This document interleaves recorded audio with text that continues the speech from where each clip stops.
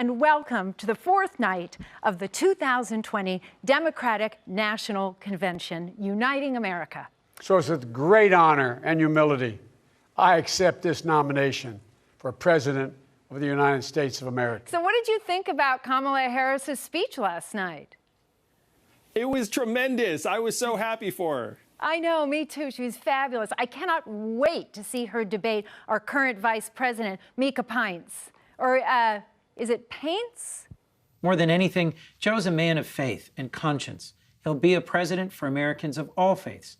There are those who are disgracefully using this pandemic to spread misinformation and interfere with voting. I stand here today, a proud 35th generation New Mexican and one of the first Native American women ever elected to Congress.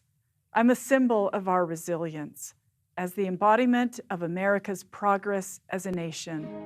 John Lewis had the respect of everybody because he was the one who demonstrated the most courage. Joe Biden and Kamala Harris know the dignity of all working Americans. They know the urgency and the demand of our dream. As president, Joe Biden would never let tyrants manipulate him like a puppet. He would never pervert our military to stroke his own ego. He would never turn his back on our troops or threaten them against Americans peacefully exercising their constitutional rights. When you put your life on the line for this country, you do it not because it's the country you live in, but because it's a country you believe in. Think of this sort of like Survivor on the out interviews of all the people that got voted off the island. Bernie, don't you laugh, because I got questions for you, like, why does my girlfriend like you more than she likes me? But let's move on. Because she's smarter than you, and that's the obvious answer, right? I'm not asking you to vote against Donald Trump because he's a bad guy. I'm urging you to vote against him because he's done a bad job. And without Joe Biden, I wouldn't be talking to you today. About a few months ago, I met him in New Hampshire. He told me that we were members of the same club. We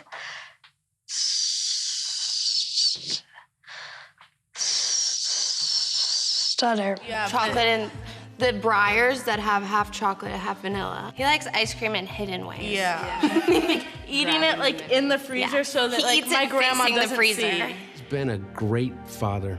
And we think he'll be a great president. Four historic crises, all at the same time. A perfect storm. The worst pandemic in over 100 years. The worst economic crisis since the Great Depression. The most compelling call for racial justice since the 60s. And the undeniable realities and just the accelerating threats of climate change. We'll have a national mandate to wear a mask, not as a burden, but as a patriotic duty to protect one another. Maybe George Floyd murder was a breaking point. Maybe John Lewis is passing the inspiration. But however it's come to be, however it's happened, America's ready, in John's words, to lay down, quote, the heavy burden of hate. May history be able to say that the end of this chapter of American darkness began here tonight, as love and hope and light join in the battle for the soul of the nation. And this is a battle we will win, and we'll do it together. I promise you.